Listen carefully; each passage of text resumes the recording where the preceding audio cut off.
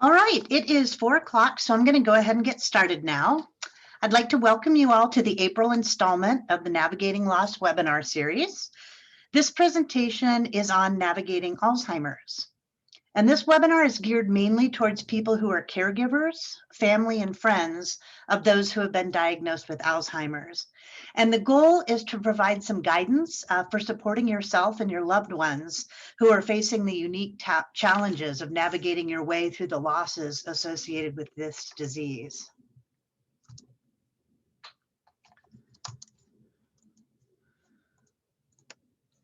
This is me. My name is Hailey, and I have a private counseling practice in North Glen that specializes in loss, change, grief, and life transitions.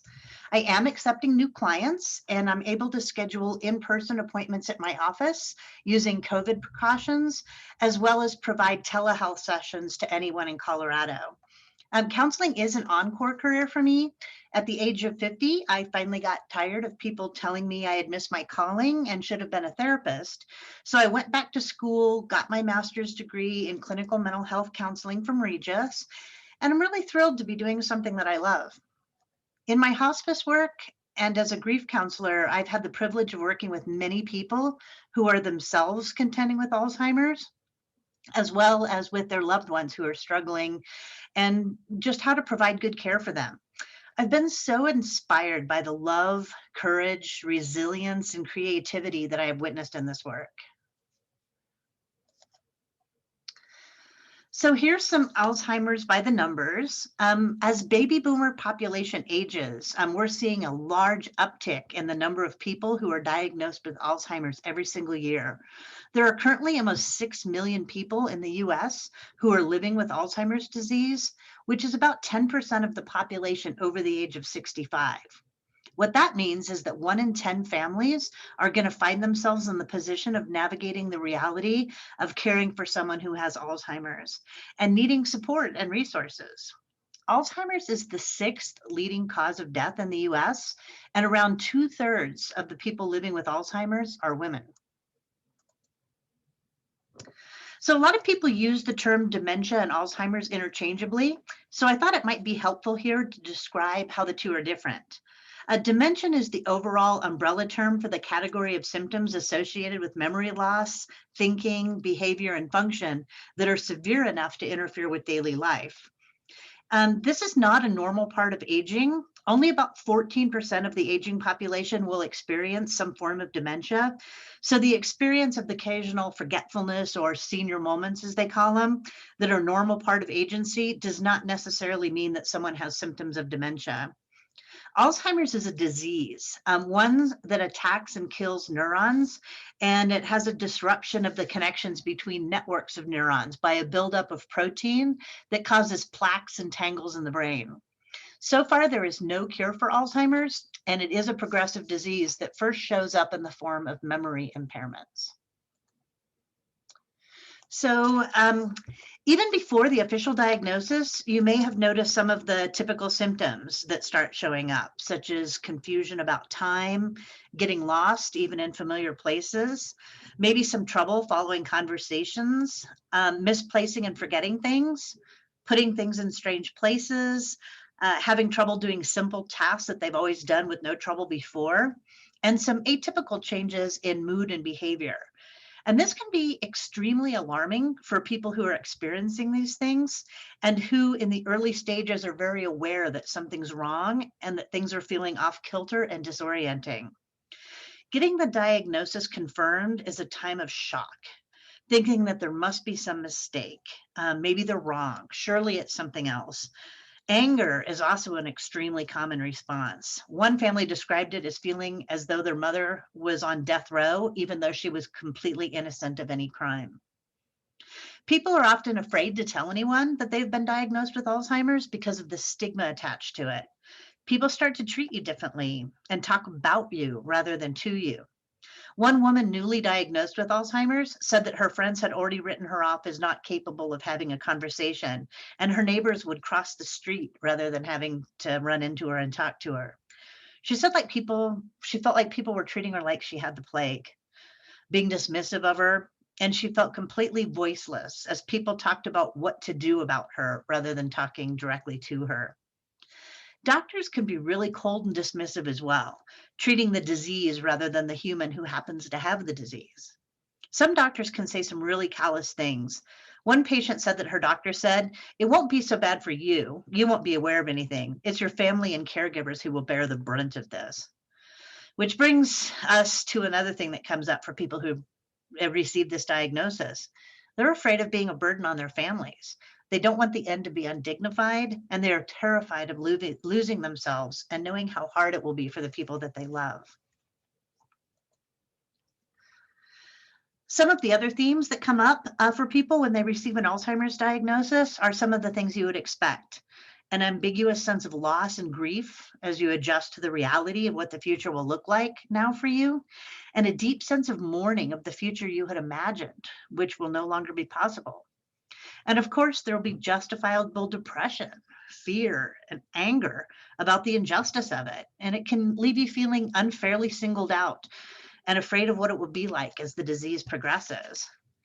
This may lead to a desire to know everything you can about the disease, the treatments, and the typical progressions so that you can plan for and prepare for what's coming.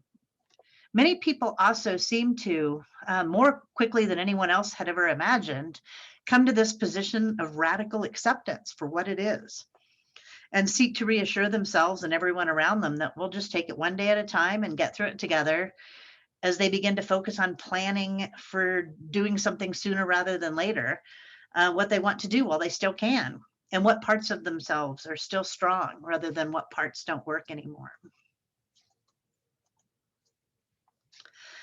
After diagnosis, but while the disease is still in its early stages, here are some things you can do to support the person with Alzheimer's. Because some memories of the past might be unavailable to them, and because the future is so uncertain, do as much as you can to shift your focus to what's available to you today and in the moment. Some people have good mornings, but start to get confused towards the late afternoon and evening. So plan for that and arrange your days accordingly. Schedule visits and fun activities for when the person is most able to engage with them, and be flexible as things change. One of the biggest complaints we've seen from people with Alzheimer's is that people stop talking to them and start talking about them as if they're no longer capable of being in the conversation and being part of the decision-making process. This can go for doctors too.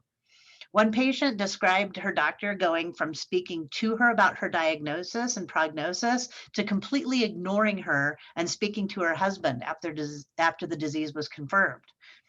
So remind healthcare professionals to talk to the person directly, and remember to do the same yourself when discussing plans and courses of action. Try to stay really focused on what the person can do and what's still available to them, and do your best to let go of what they can no longer do. If you're struggling with your feelings and need for them to be who they always were and constantly comparing them to what their capabilities were in the past, please seek counseling so that you have an outlet for those feelings and you can be in the present and meet the person where they are in that moment without those expectations getting in the way. Also, allow the person the maximum autonomy and dignity as possible. Usually, the number one fear that people have is becoming dependent, a burden, losing their dignity. And recognizing those fears and supporting their need for autonomy and personal dignity will be a key piece of navigating this changed landscape you find yourself in. Another major concern for people is that they will forget their past. So watching old home movies, going through photo albums, conducting a life review, those sorts of things will really help reassure them that those memories are preserved and they won't be forgotten.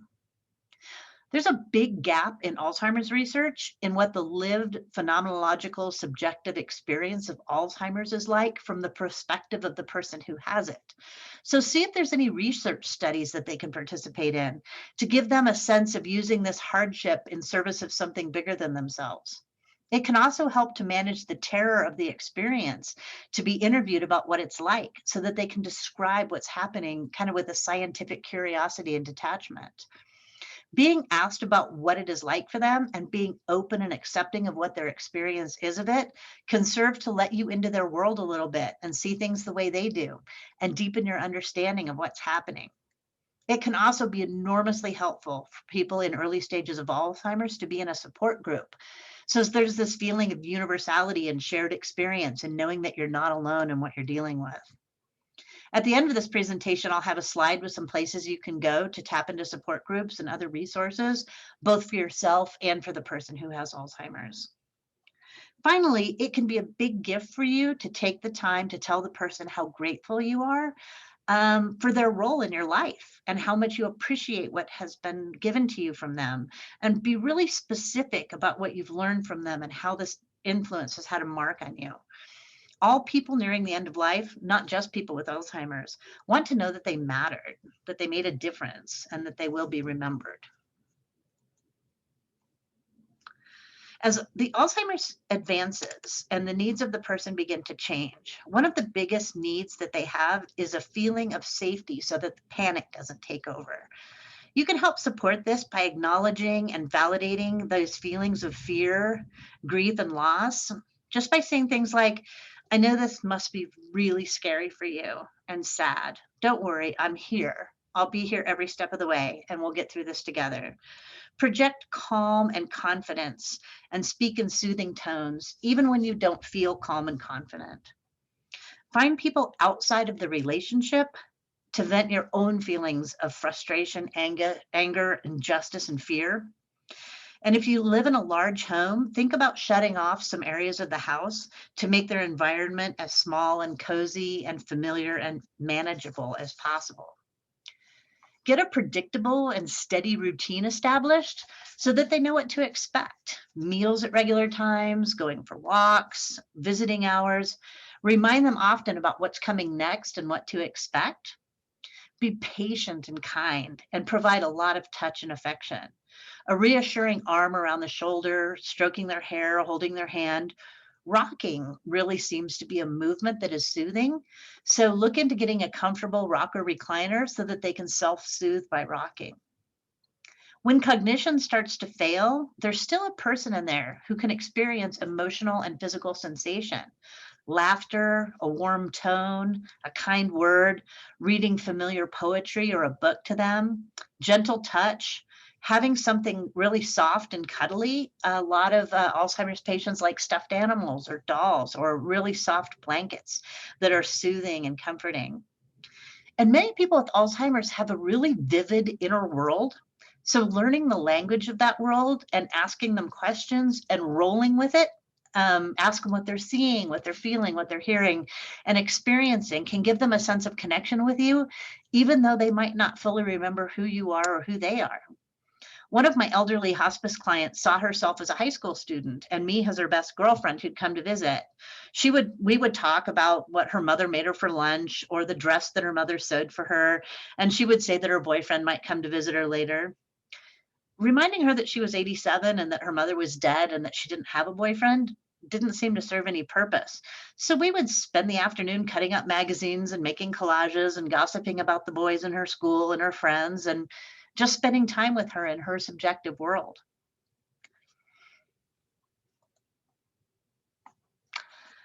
Some people debate if the person with Alzheimer's should be told about sad family events, such as someone dying or going through a divorce. And that really depends on the individual situation. But as a general rule, I think it's best to tell the truth as simply and with as much care as possible. If someone died and the person is asking where they are, it can feel really cruel to keep saying over and over that they're dead. So it may work out better to say something like, Dan isn't here. How are you feeling about Dan not being here? Be reassuring and tell them everything will be okay, even though the person isn't here. You can even ask what they would want to say to Dan and reassure them that Dan has heard it and appreciates what she had to say. As I mentioned before, see if you can enter their experience of the world and ask questions about it. Ask how old they are, where they live, and what they spend their days doing. And this can change from day to day or even throughout the day. Try to meet them where they are and then find ways to manage your own sense of loss and expectations for who they once were. Finding nonverbal ways to communicate can be a way to reach them as well. Paint or draw together. I would bring in stacks of magazines and glue sticks and safety scissors, and my client really seemed to enjoy thumbing through the magazines, cutting out things that somehow resonated with her, and pasting them onto a piece of construction paper while we chatted. Or I would ask her about why that particular thing appealed to her, and she would tell me. There's also been a lot of research about the power of music to reach people with Alzheimer's. Some people can't remember anybody in the family, but they can remember all the words to a favorite hymn or song, or will perk up and move to the beat of a remembered song. Finding a good Spotify playlist that has all their favorite music on it or digging out old records can be a great way to spend quality time. In many ways, what that incredibly insensitive doctor said is true. It can be easier on the person who forgets than on all the people who still remember. I can't say this strongly enough. You need to attend to your own sense of loss, loneliness, and grief as a caregiver. This is a cliche, but it's that old adage of putting on your own mask first in the airline safety briefing before attempting to help others.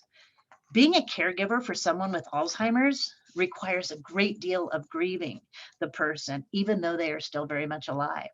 There are so many other losses. The loss of things you used to be able to do together. You can lose some of your friendships as people grow uncomfortable with the realities of what you're facing and distance themselves just out of discomfort. Realize that this has much more to do with them and their own inability to be there for you than it does about you. People don't know what to do or say, so they just end up avoiding you, which can feel so hurtful. You have to grieve the loss of the future you thought you'd have with them, the things you'd planned to do together, and the idea of growing old together. The loss of someone who knows you deeply and has shared major memories with you and now no longer remembers them. As caregiving becomes more intense and time consuming, you have to come to terms with losing some of your own independence and your own ability to pick up and go on a moment's notice, when even going to the grocery store requires a great deal of advanced planning. You may also struggle with a form of survival's guilt, like, why am I still so healthy and whole when the person I love is being slowly taken from me and consumed by this disease? All of these things are to be expected. And even though you may think that taking time for yourself to work through all these feelings is time you can't spare, I want to challenge that a bit and say that you can't afford not to take that time for yourself. Giving from a place of depletion isn't good for you or the person you care for. Making the time to tend to yourself is crucial. So this slide outlines some of the ways to tend to yourself so that you don't get depleted and suffer from caregiver burnout. First of all, have a lot of grace for yourself in this difficult time. You might not be the one who has the disease, but that doesn't mean that you aren't every bit as much affected by it. Talk to someone about your experience of these losses. See a counselor who specializes in caregiver support. Find an Alzheimer's caregiver support group. So you not only get support, but you are able to give support to others and share that feeling of kinship that comes from meeting with others going through exactly what you are going through. Keeping a journal can be a good way to get out what you're feeling and work through some of the more difficult emotions of it. Aside from these verbal ways to express yourself, there are some aspects of this that words really don't cut it. So music, art projects, yoga, dance, Tai Chi, there are any number of nonverbal ways of expression that can also be very cathartic for you. Channel your feelings of anger and injustice into productive outlets like activism and advocacy and helping others who are going through this. Take really good care of yourself physically. Get help so that you can exercise and sleep and eat well and have some time off. Even mini breaks throughout the day can be rejuvenating and help stave off burnout. Short breathing exercises, grounding, progressive relaxation techniques. Spend a few minutes listening to a guided exercise on the Calm app, or pop on some headphones and listen to a favorite song when you feel the tension just drain from your body. And get help. Enlist family, friends, paid caregivers. And if it works for your family, you might want to explore live-in memory care options in your area so that you know if it does become too much for you to keep them at home, then you have some options to get some relief. And that might make it more manageable to even know you have that out. Support in going through this time should always be sought outward. The patient should be able to seek support from their partner and close friends and family on their inner circle of friends. And you as the caregiver should be able to extend out to extended family, casual friends, neighbors, professionals. Similarly, partners and close friends and their families should seek support in their own circle and outward. The red arrows in this little diagram represent a dysfunctional direction of expected support.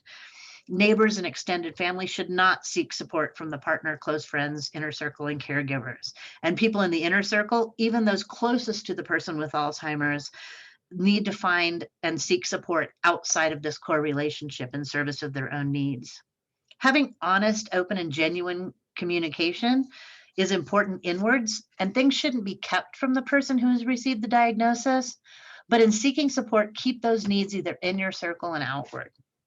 It's important for everyone affected to identify who is in their personal Rolodex of support. The R is for respite. These people are the ones who can go take a walk with you, make you laugh, and give you a break from the heaviness. L is for those people who are really good listeners. You can call them when you need to talk, and they won't try to fix you or change it. The D is for doers.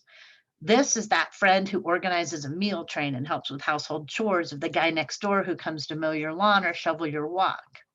And the X is for people who just can't be there for you in the way that you need right now. And they might say all the wrong things, give terrible advice, or try to tell you how you should feel. These are the people that you can give yourself permission to X off your list for now, or create some distance from for the time being. I'll leave the slide up here for a bit so that you can copy down these resources or snap a picture of the screen with your cell phone. These are the major national organizations that have a ton of resources, literature and search tools that you can find support in your area. These are the Alzheimer's Association website, the Dementia Action Alliance, the Family Caregiver Alliance, and the Association for Adult Development and Aging. If you are local to the Denver metro area, you can contact me directly and I can help point you in some resources and people in our area. I also have 2 books I'd like to recommend. The first one is a very practical guide called The 36-Hour Day. This is an essential resource for families who love and care for people with Alzheimer's disease. It gives you a realistic sense of the challenges you can expect in coping with the disease, and it's a real help for family members and caregivers in addressing these challenges while simultaneously trying to cope with their own needs and emotions. The other book is Somebody I Used to Know, and this is by Wendy Mitchell. And this book is a rare peek into the experience of someone who was diagnosed with dementia. She was pretty young at the age of 58, and her journey as she had to say goodbye to the woman she once was. Her career, her ability to drive, cook, and run, the various shades of her independence were suddenly gone. So Wendy grapples with the questions most of us have never had to consider, and this book gets to the real heart of what it means to be a human with Alzheimer's.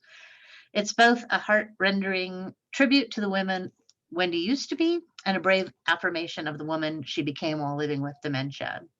There's also, it's not on this slide, but the movie Still Alice, if you haven't seen it, that's a great movie to kind of get a peek into what it would be like to be a person living with Alzheimer's.